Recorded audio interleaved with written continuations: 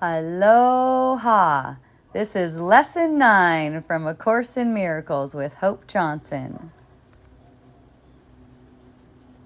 I see nothing as it is now. This idea obviously follows from the two preceding ones, but while you may be able to accept it intellectually, it is unlikely that it will mean anything to you as yet. However, understanding is not necessary at this point. In fact, the recognition that you do not understand is a prerequisite for undoing your false ideas. These exercises are concerned with practice, not with understanding. You do not need to practice what you already understand. It would indeed be circular to aim at understanding and assume that you already have it. It is difficult for the untrained mind to believe that what it seems to picture is not there. This idea can be quite disturbing and may meet with active resistance in any number of forms. Yet that does not preclude applying it. No more than that is required for these or any other exercises.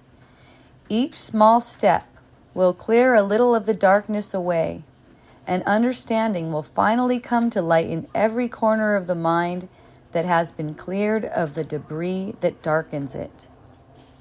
These exercises, for which 3 or 4 practice periods are sufficient, involve looking about you and applying the idea for the day to whatever you see, remembering the need for its indiscriminate application and the essential rule of excluding nothing.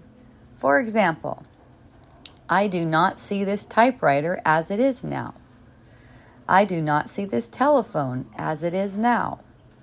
I do not see this arm as it is now. Begin with things that are nearest you and then extend the range outward. I do not see that coat rack as it is now. I do not see that door as it is now. I do not see that face as it is now. It is emphasized again that while complete inclusion should not be attempted, specific exclusion must be avoided. Be sure you are honest with yourself in making this distinction. You may be tempted to obscure it.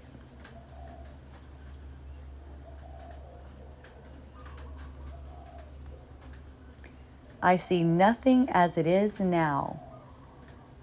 Why might I be tempted to obscure that rule about not excluding anything? That could only be an attempt by the ego to use this, A Course in Miracles, to get what it thinks you want in the world. And that's a common thing that comes up. I get questions from people all the time. Well, can't I just use this to get the illusion to go this way? And the whole illusion is coming out of past thoughts.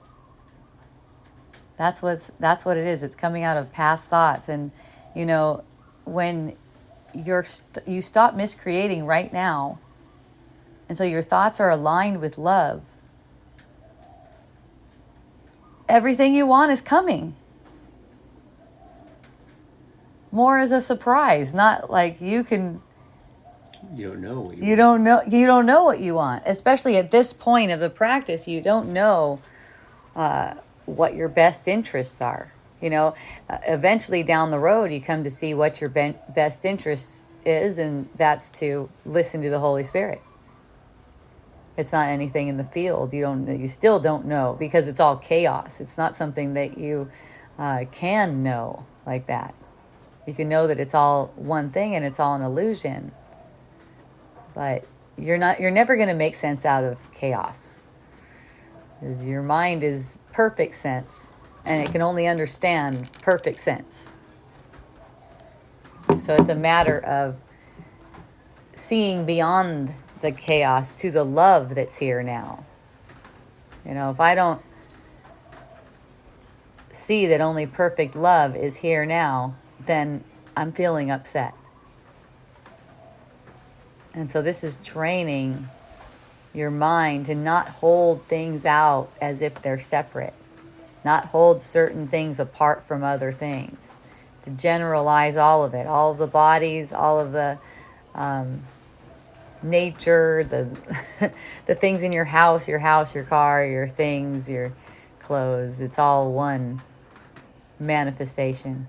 And I don't see it as it is now, because all I'm seeing is my past conditioning. That's it. All you're seeing is past conditioning. And that is a prison that we don't realize we're in. Mm-hmm. And it's very strong. And so you can't just try to escape part of it.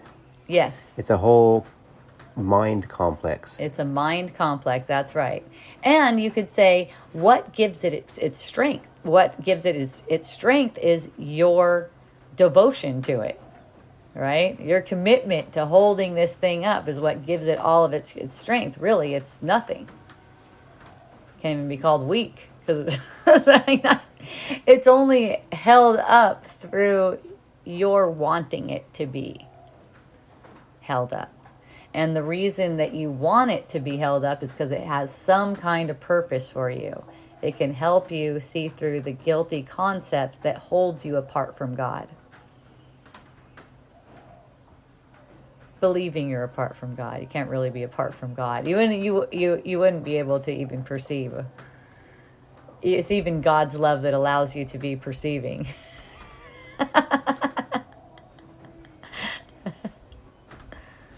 You know, once the mental complex starts coming down, it's like house cleaning. Yes, it is like house cleaning. And you've been cleaning house, apparently. It happens. Right. Yeah, that's just the manifestation is just reflecting the mental state. The mental state went into house cleaning, and then all the conditioning says, I need this, and I need this. And then you realize you don't need all that. Tony's been going to the dump. So, I see nothing as it is now. Yes, you will. You will know this at some point. For now, you don't even have to accept it intellectually, is what this is saying. And I can attest to that. I've done the course 3 times, actually, 3.5 times. Third time I went in the middle of it and started. And yeah, I mean, it was really reassuring to see that I don't have to even accept that intellectually. The training itself is reframing your mind so you just will eventually automatically see everything as one thing. Everything that you perceive, everything that you can perceive through the body senses, you're just going to automatically know and understand that it's one thing. So it can't disturb your peace.